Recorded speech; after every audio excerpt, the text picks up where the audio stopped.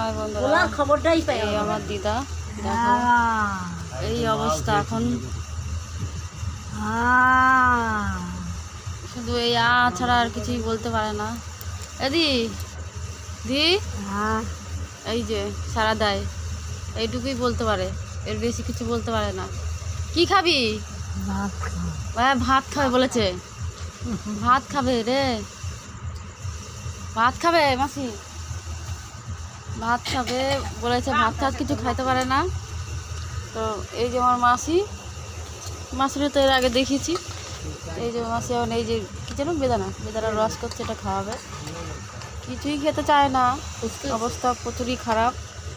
তো এখন বলছে ভাত খাবো, মানে টাস টাস করে কথা বলছে।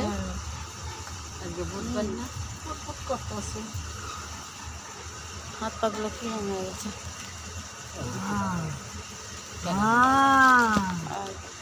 বুঝছো?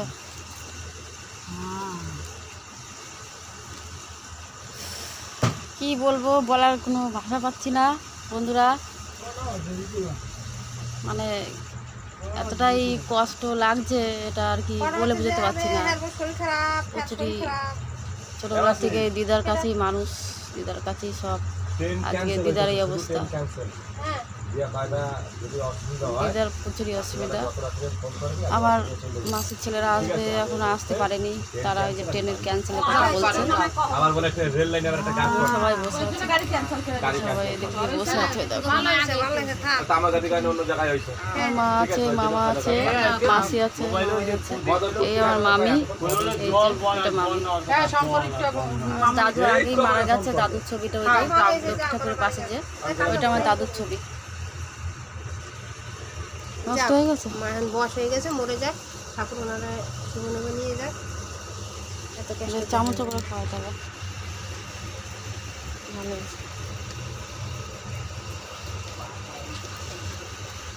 এক রকমের ই পাওয়া যায়, ওর মধ্যে ফলটা দিলে ই হয়ে যায়।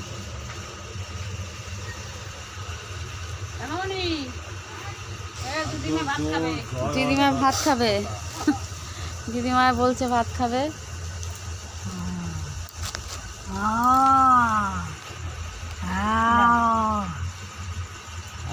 মামি এখন খাইয়ে দিচ্ছে রসটা, বেদানার রসটা খাইয়ে দিচ্ছে। খেলাই দেবে, হাতটা বাড়িয়ে করছে।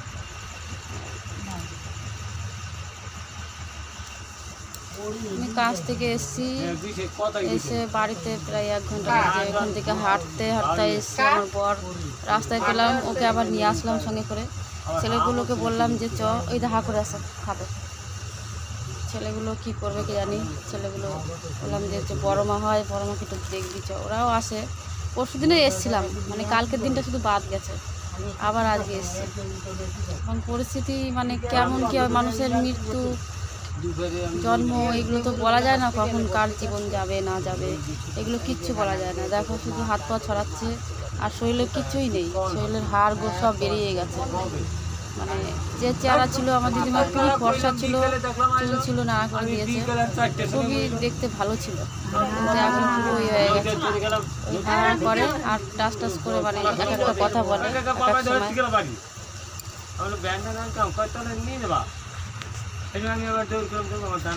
তো দেখি কি হয়, ভগবানের ইচ্ছা, সবই তার ইচ্ছা, আমাদের ইচ্ছা তো কিছু হয় না। সবই সে তো কখন নেবে, কি করবে, সব তার ইচ্ছা। কোনো অপেক্ষা তার উপরেই সব, সে যা করায় তাই তো করি আমরা।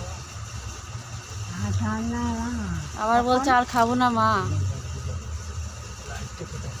কেন ভাত খাই বললি? ভাত খাবি না মা? এদি ভাত খাবি না? হয়ে গেল ভাত খাওয়া, ভাত খাওয়া হয়ে গেল। কিছুক্ষণ আগেই বলছিল ভাত খাবে, আর আর খাবে না। বুঝতে পারছেন তো, হা করে আছো তো,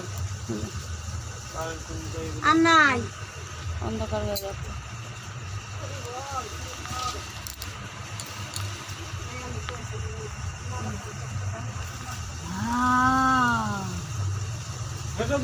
শুধু এরকমই করেই যাচ্ছে।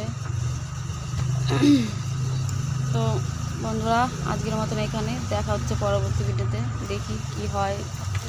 আপনারা আশীর্বাদ করেন, যে যেখান থেকে ভিডিওটা দেখছেন আশীর্বাদ করেন আমার দিদিমার যেন ভালোভাবে একটা কিছু হয়। রাখছি আজকের মতো, টাটা বাই।